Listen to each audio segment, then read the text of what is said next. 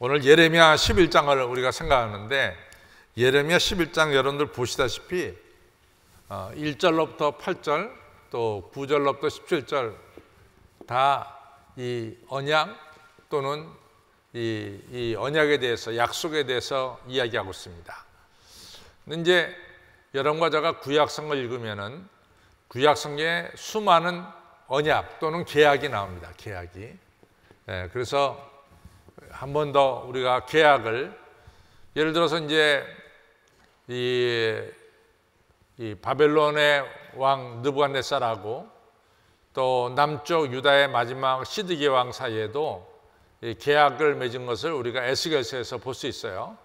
그래서 성경에는 계약이 참 많이 나온다, 이렇게 여러분들이 보시면 되겠습니다.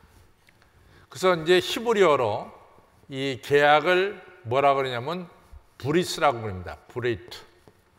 이게 이제 브리스라고 부르거든요.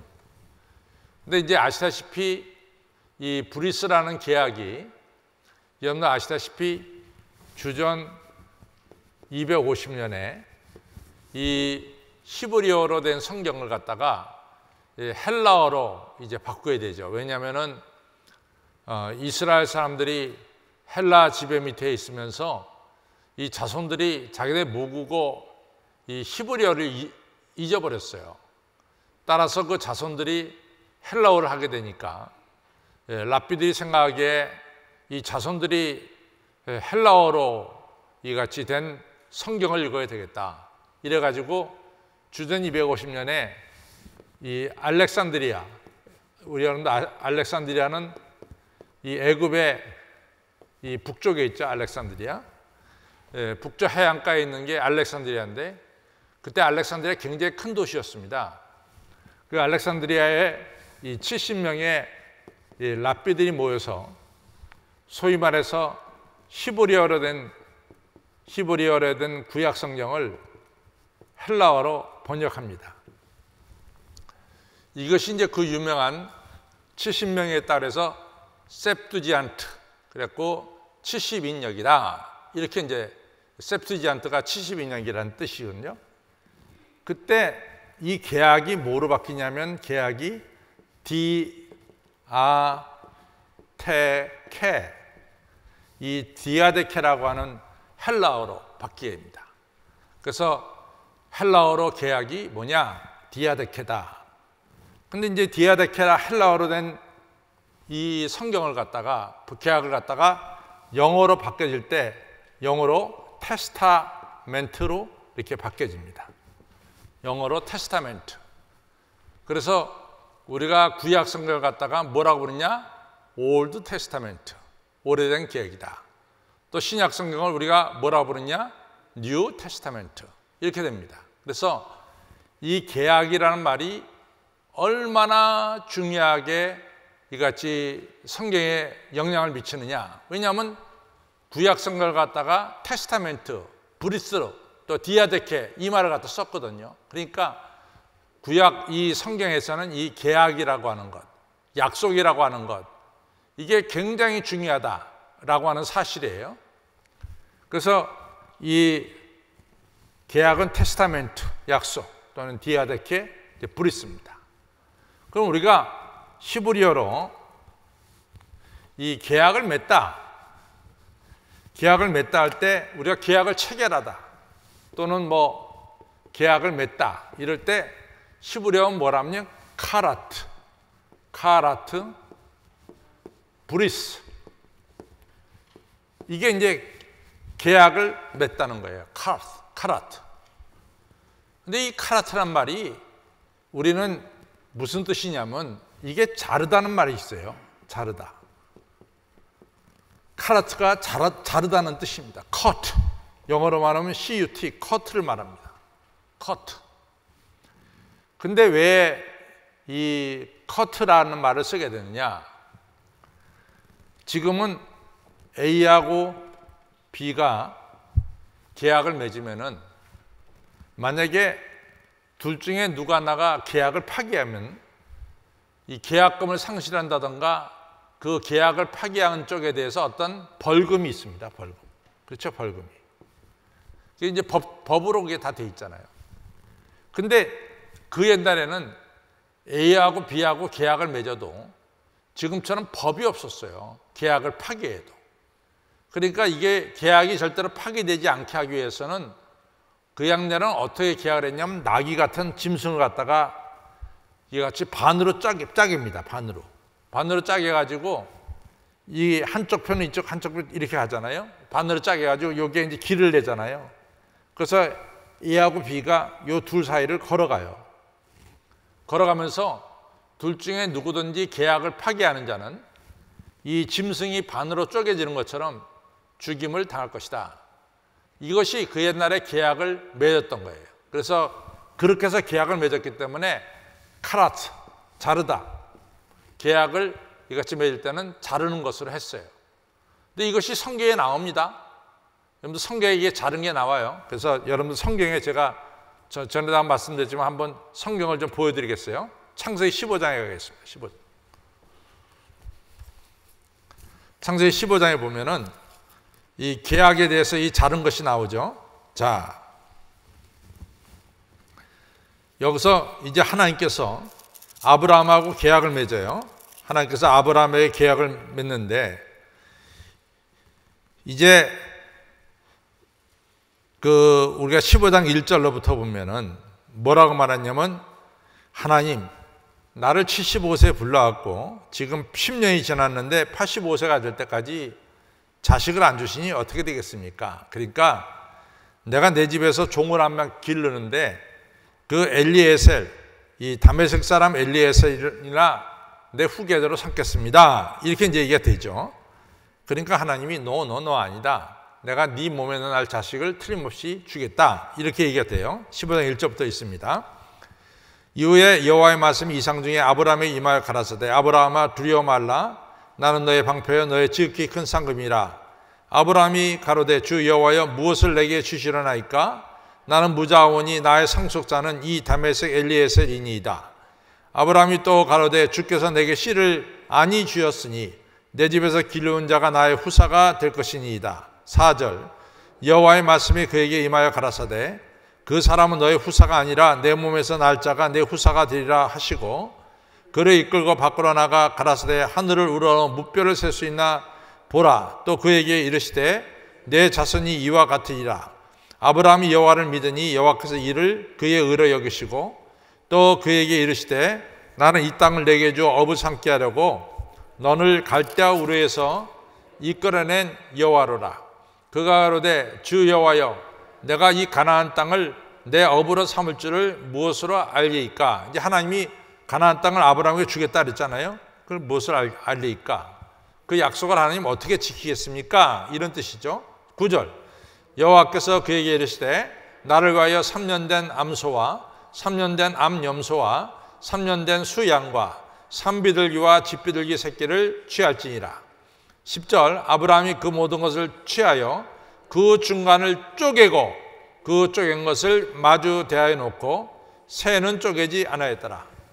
짐승을 쪼갰어요? 안 쪼갰어요? 쪼갰죠? 예. 그 다음에 이제 17절을 보겠습니다. 17절 읽겠습니다. 시작. 해가 져서 어두울 때 연기나는 풀무가 보이며 타는 햇불이 그 쪼갠 사이로 지나더라. 여기서 타는 햇불은 뭘 가리킵니까? 하나님을 가리키죠. 하나님 뭘 가리켜요? 불로 표현하죠. 하나님이 그 약속을 지키시겠다고 이같이 짐승을 자른 그 사이로 하나님이 지나셨다 이거죠. 그래서 그 당시에 이같이 계약을 맺는다 그럴 때는 아시다시피 이처럼 반을 잘랐습니다. 자, 그래서 카라트 브리스예요. 카라트는 자르는 거예요. 자, 오늘 우리가 이제 그 예레미야 11장에 나오는 계약은 어디에 근거하고 있냐면은 출애굽기 19장에서 나오는 계약이에요.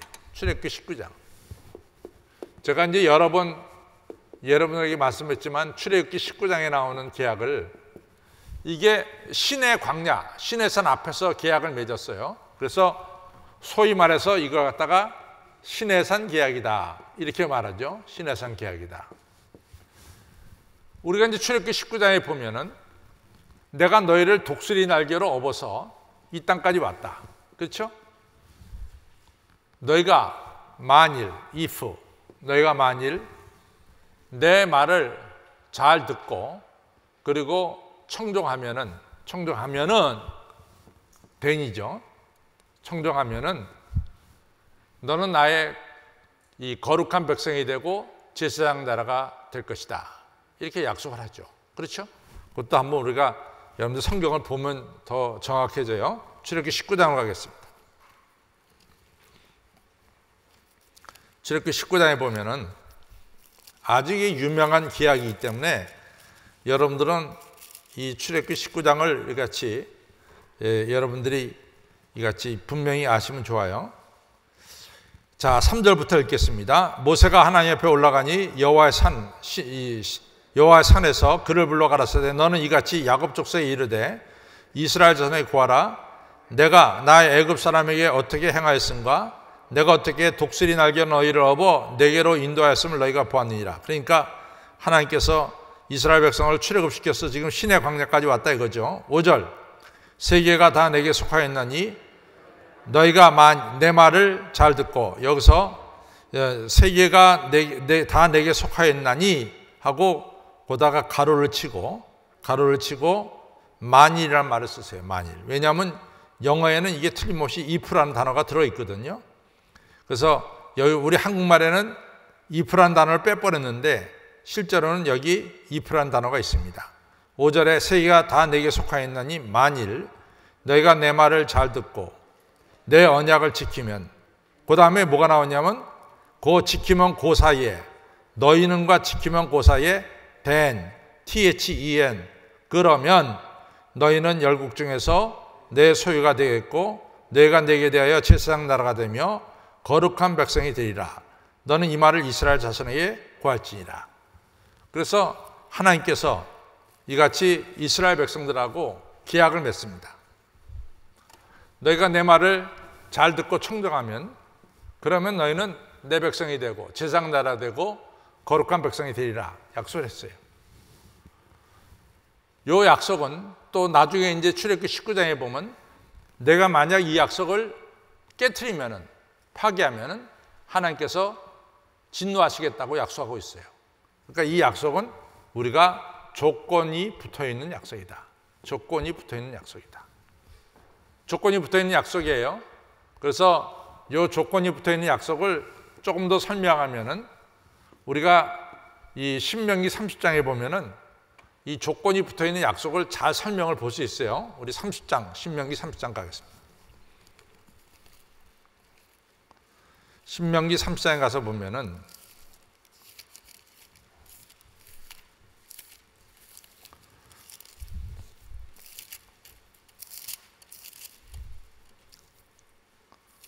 신명기 30장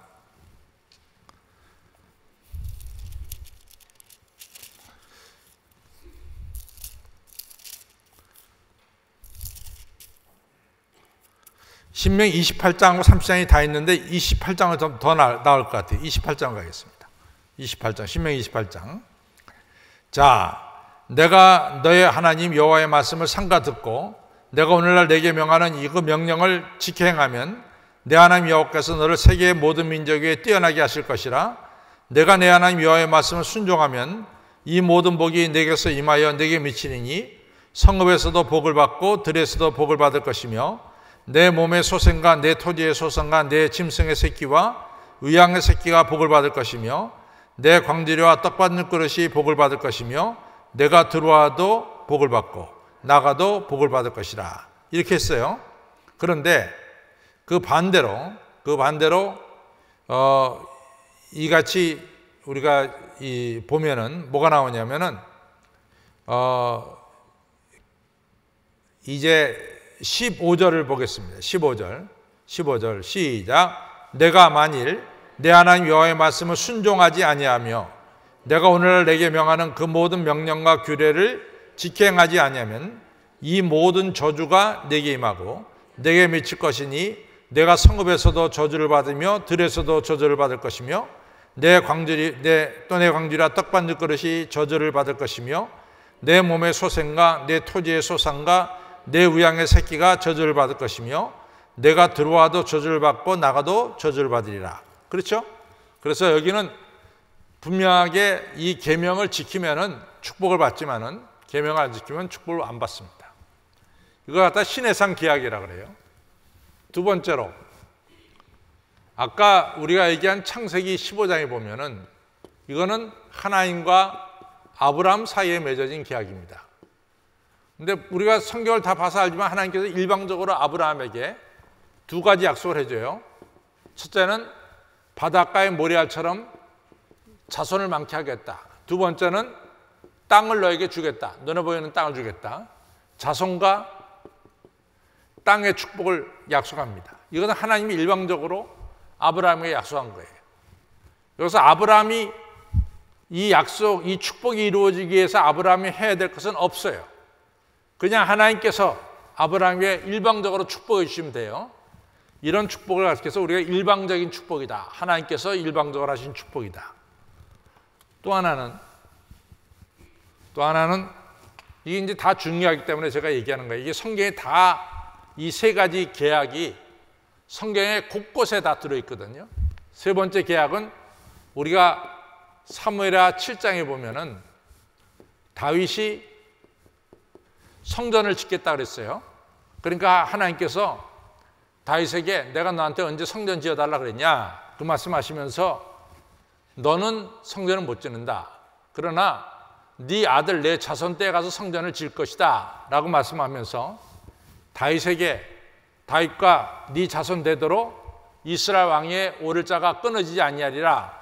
다시 말해서 하나님께서 다윗의 집을 세워주시겠다 약속하십니다. 이것도 다윗이 요청한 게 아니에요. 하나님이 일방적으로 다윗에게 내려주신 은혜죠. 그래서 이 창세기 15장이나 사무엘하 7장에 나오는 계약은 다 하나님이 일방적으로 내리신 축복입니다. 그러나 출애굽기 19장에 나오는 계약은 조건이 붙어있는 계약이다. 오늘 예레미야 11장은 조건이 붙어있는 계약 때문에 말씀이 나오는 거예요. 그래서 우리 예레미야 11장으로 이제 갑니다. 예레미야 11장에 가서 보면은 자 1절로 8절엔 계약에 대한 거예요.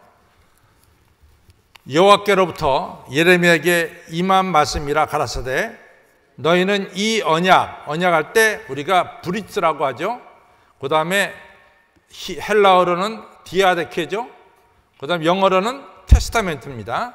너희는 이 언약의 말을 듣고 유다인과 헬라 예루살렘 거민에게 구하라. 하나님이 예레미야에게 시킨 거죠.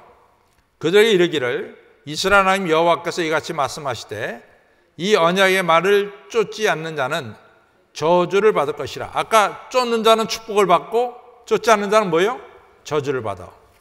4절 이 언약은 지금 이 계약은 내가 너희 열조로 새 풀무 애굽 땅에서 이끌어내던 날에 그들에게 명한 것이라. 그러니까 출애굽기 몇 장에 나오는 거예요? 출애굽기 19장에 나오는 거예요. 아까 우리가 출애굽기 19장을 봤습니다. 19장에 명한 것이라. 곧 내가 이르기를 너희는 나의 목소리를 청종하고 듣고 순종하고 나의 모든 명령을 쫓아 행하라. 그리하면 너희는 내 백성이 되겠고 나는 너희 하나님이 되리라. 그렇죠? 이게 아까 출애굽기 19장에서 얘기했죠. 너희가 내 말을 잘 듣고 순종하면 너희는 나의 거룩한 백성이 되고 제사장 나라가 되리라. 했어요, 안 했어요? 그렇죠? 예, 그 얘기입니다.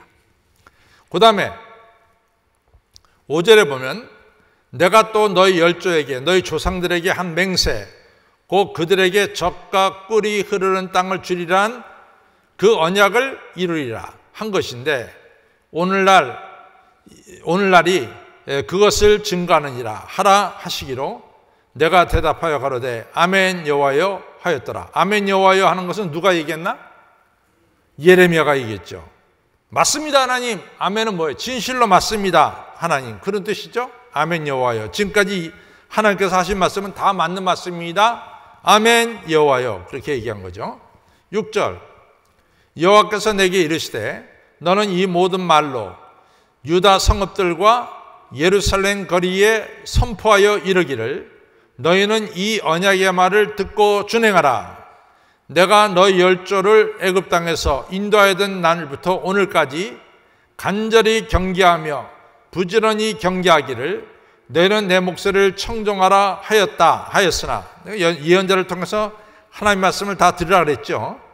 그런데 너희들 어떻게 했느냐? 8절에 보니까 그들이 청종치 아니하며 귀를 기울이지도 아니하고 각각 그 악한 마음에 강팍한 대로 행하였으므로 내가 그들에게 행하라 명하였어도 그들이 행치 아니한 이 언약의 모든 말로 그들에게 응하게 하였느니라 하라. 그러니까 약속을 안 지키면은 하나님 심판하시겠다. 이걸 갖다가 이제 실천하시겠다 이 얘기죠. 너희들이 언약을 안 지켰으니까. 8절 이제 9절부터 이스라엘 사람들이 어떻게 언약을 안 지켰느냐 이제 보시기 바랍니다. 9절로부터 17절에 나와요. 여호와께서 또 내게 이르시되 유다인과 예루살렘 거민 중에서 반역이 있도다. 약속을 안 지킨다 이거죠. 그들이 내 말 듣기를 거절한 자기들의 선조의 죄악에 돌아가서 주상들과 똑같이 다른 신들을 쫓아 섬겼으며, 정말 우상 숭배했다 그랬죠. 섬겼으며 이스라엘 집 할 때는 이스라엘 집 하면 북이스라엘 가리키죠. 이스라엘 집과 유다 집 남유다가 내가 그 열조와 맺은 언약을 파하였도다. 북이스라엘도 우상 숭배했고 남유다도 똑같이 우상 숭배했다. 이런 말씀이죠. 11절 그러므로 나 여호와가 이같이 말하노라. 보라 내가 그 재앙을 그들에게 내리니 그들이 피할 수 없을 것이다. 하나님께서 이제 계약대로 너희들이 우상 숭배했으니까 하나님이 재앙을 내릴 것이다. 근데 하나님이 재앙을 내릴 때 두 가지 일은 절대로 안 나타난다는 거예요. 11절 그러므로 나 여호와가 이같이 말하노라. 보라 내가 그 재앙을 그들에게 내리니 그들이 피할 수 없을 것이라. 그들이 이제 다 재앙을 받을 것이라 이거죠. 피할 수 없을 것이라. 그들이 내게 부를지라도 내가 듣지 아니할 것인즉 그들이 아유 하나님 못 살겠습니다. 저를 살려주세요 라고 불러도 내가 그들의 부르짖음을 듣지 않겠다. 또 두 번째로는 12절 유다 성읍들과 예루살렘 거민이 그 분향하는 신들에게, 다시 말해서 우상들에게 가서 부르짖을지라도 그 신들이, 우상들이 그 곤액 중에, 고통 중에 있는 너희들을 절대로 구원치 못하리라. 뭐 우상이 무슨 힘이 있어요? 못 구하지. 그 다음에 13절에 유다야 내 신들이 얼마나 많은가 하면은 내 성읍들의 수요와 같도다. 우리가 이 아수르 왕 이 사네립이 이 예루살렘을 쳐들어왔을 때 아수르가 46개 성읍을 갖다가 다 점령하고 마지막 남은 성읍 예루살렘을 남았어요. 그러니까 이 얘기는 우리가 이스라엘 사람들이 섬기던 우상이 46개 정도가 되도록 그렇게 많은 우상을 섬겼다. 이렇게 볼 수 있죠. 그래서 그 다음에 이제 13절 다시 한번 읽죠. 시작. 유다야 내 선들이 내 성읍의 수요와 같도다. 참 많은 우상들을 널 가지고 있다. 너희가 예루살렘 거리의 수요대로 그 수되는 물건의 단, 곧 바알에게 분향하는 단을 쌓았다. 그러니까 바알 전을 갖다가 신전을 갖다가 쌓았다 이거죠. 그래서 그 다음부터 14절에 대한 이야기는 하나님께서 예레미야에게 주신 말씀이에요. 하나님께서 예레미야에게 그러므로 너 예레미야야 이 백성을 위하여 기도하지 말라. 그들을 위하여 부르짖거나 구하지 말라. 그들이 그 고뇌, 그 고통에 인해서 내게 부르짖을 때에 내가 그들을 듣지 아니하리라. 자, 우리가 여기서 이제 한 가지 조금 더 하나 알고 넘어갈 게 있어요.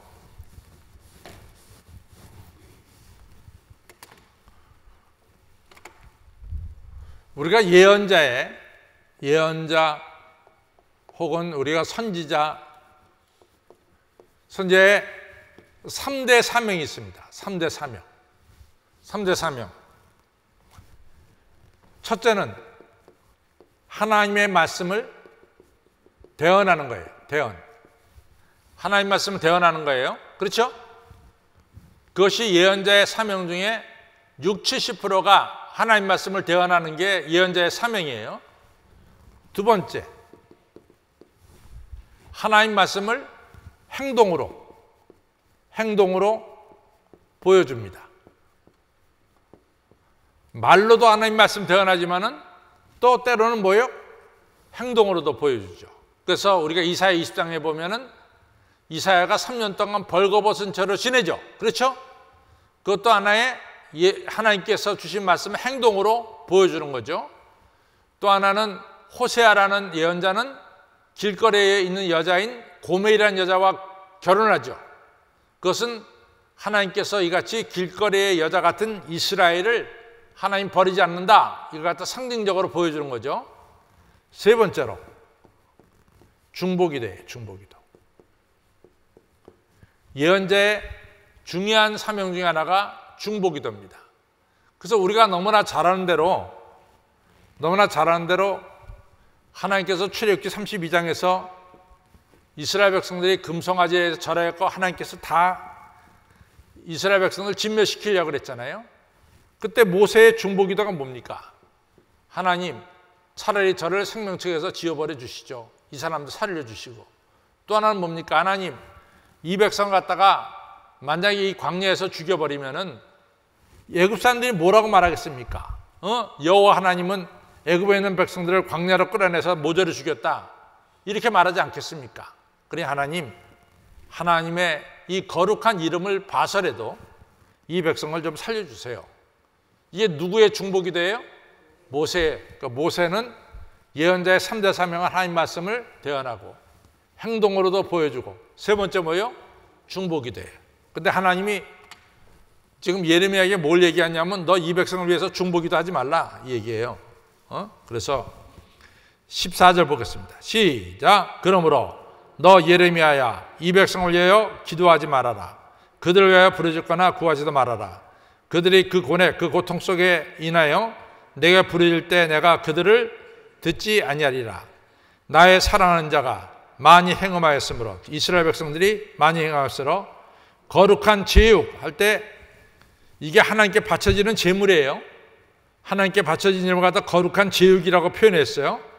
거룩한 제육이 그에게서 떠났거늘 나의 집에서 무엇 하는 거 그가 악을 행하며 기뻐하더라. 그러니까 이스라엘 백성들이 거룩한 제물을 드려도 하나님 받지 않겠다는 거야.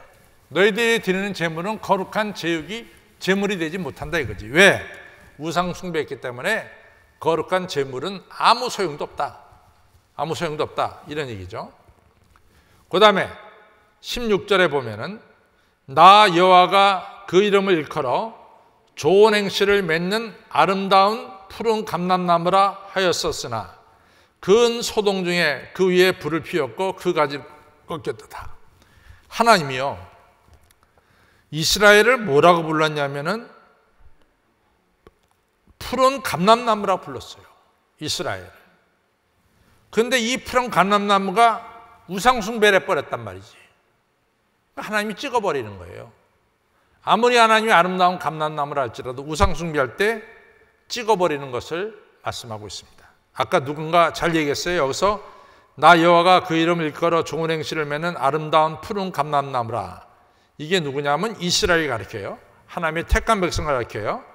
그러나 내가 그 위에다 불을 피웠고 그 가지는 꺾었도다.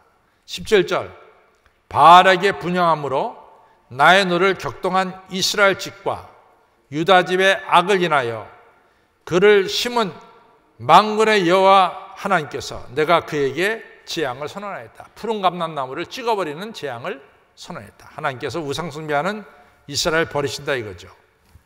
자, 그 다음부터 이제 18절로부터 23절은 예레미야가 하나님 말씀을 대언하다 겪는 어려움을 말하는 거예요. 예레미야가 어디 출신이라 했죠? 예레미야가 어느 고향이죠? 고향이 어디죠? 예레미야 고향이 어디냐 말이에요. 고향. 예레미야 1장에 보시죠. 1장 1절에. 예레미야 1장 1절에. 아나돗이에요, 아나돗. 예레미야 고향이 아나돗이에요, 아나돗. 아나돗이 예레미야 고향입니다.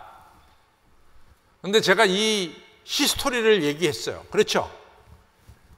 예를 들어 다윗왕 시대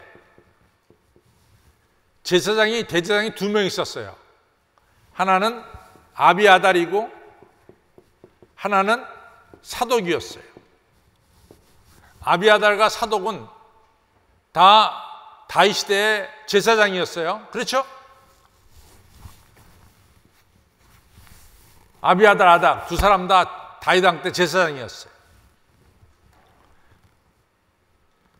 그런데 이제 다윗이 죽고 솔로몬이 왕이 될 때 또 아도니아라고 하는 또 다윗의 아들이 왕으로 나설 때 제사장이 갈라졌어요. 아비아달은 아도니아 편에 섰고 사독은 솔로몬 편에 섰단 말이죠. 그렇죠? 제사장 두 명이 다윗 때는 둘 다 사독과 아비아달이 다윗을 섬겼는데 다윗이 죽으면서 그 다음에 후계자가 아도니아가 형이에요. 아도니아가 왕이 되겠다고 나섰고 솔로몬도 왕이 되겠다고 나섰어요. 그때 아도니아 편에 선 사람은 아비아달이고 솔로몬 편에 선 사람은 사독이에요. 근데 결과적으로 누가 왕이 됐어? 솔로몬이 왕이 됐죠. 요압 장수도 아도니아 편에 섰어요. 요압도. 그래서 솔로몬이 왕이 되자 요압은 죽여버렸어요.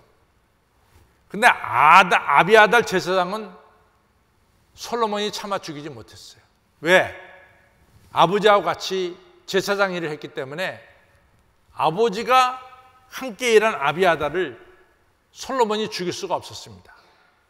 그래서 솔로몬이 아비아달을 갖다가 어디로 보내냐면 아나돗으로 보내요. 아나돗으로. 소위 말해서 실각한 제사장이죠. 그래서 아비아달의 후손들이 아나돗에 있었어요. 그런데 이제 제가 그랬죠.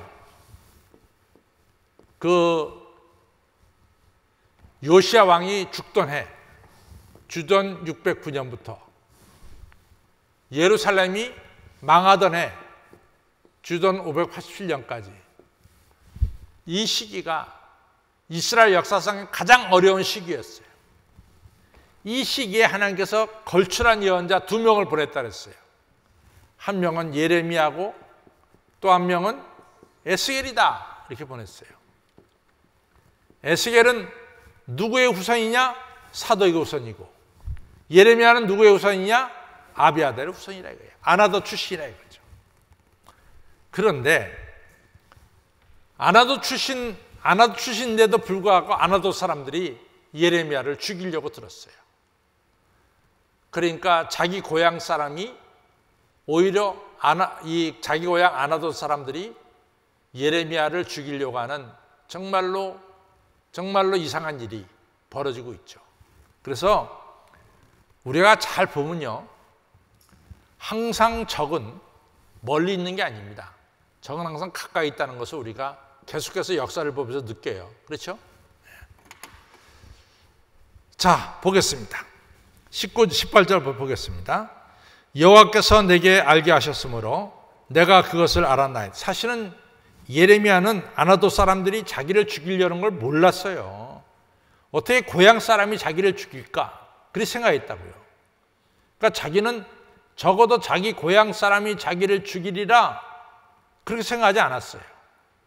그런데 하나님 그걸 아셨죠. 그래서 그 얘기입니다. 여호와께서 내게 알게 하셨으므로 내가 그것을 알았나이다. 그것은 뭐냐? 아나돗 사람들이 나를 죽이려고 하는 것을 알았습니다. 그때 주께서 그들의 행위를 내게 보이셨나이다. 나는 끌려서 잡히러 가는 순한 어린 양과 같으므로 그들이 나를 해하려고 꾀하기를 우리가 그 나무와 과실을 함께 박멸하자 그를 산자의 땅에서 살아있는 장의 땅에서 끊어서 그 이름으로 예레미야 이름으로 다시 기억되지 못하게 하자 함을 내가 알지 못하였다. 내 고향 사람들이 나를 죽이려고 하는 것을 알지 못했다. 그러나 20절 공의로 판단하시며 공의로 하나님 판단하시죠. 사람의 심장을 감찰하시는 만군의 여호와께서 그것을 내게 알게 하셨어요. 그래서 내가 만군의 여호와께서 나의 원통한 마음을 주께 아뢰었습니다. 나를 죽이려고 하는 그들에 대한 주의 보복을 내게 보여달라고 하였습니다. 그랬어요.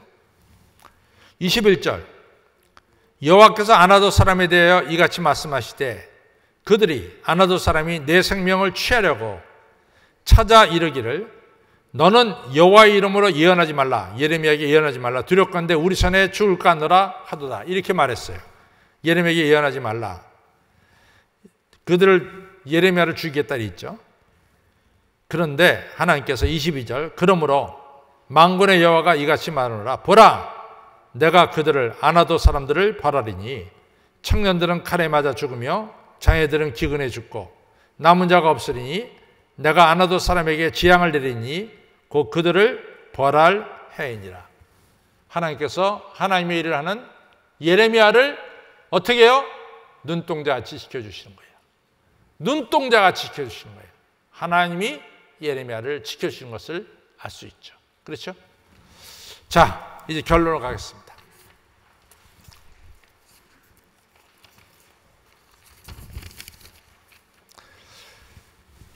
우리 같이 있습니다. 시작! 우리는 하나님의 자녀로서 하나님의 자녀답게 살아야 합니다.